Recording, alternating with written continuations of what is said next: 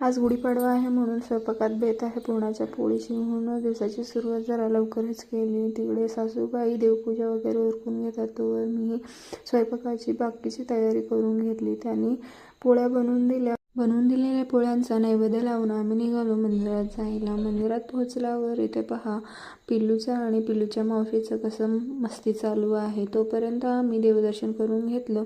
मंदिरातून येता येता थोडा उशीरच झाला होता. आल्यावर पिल्लू लवकर झोपी गेला म्हणून आम्ही बाकीची कामं आवरायला घेतली. कपडे धुवून टाकले व बाकीचे भांडे गोळा करून नीट घासून घेतलं व किचनमध्ये लावूनही घेतला. अशी भांडी घासून संपलेत की नाही तोवर आडतमधून बाकीची धान्य आली, जशी ज्वारी आणि गहू उन्हात वाळायला टाकून त्यात नीट करायला घेतला. नीट करून त्यात औषधी लावून घेतली. दिवसाचा शेवट असा मस्त जेवण करून केला. भेटूयात नेक्स्ट ब्लॉगमध्ये. Okay, bye.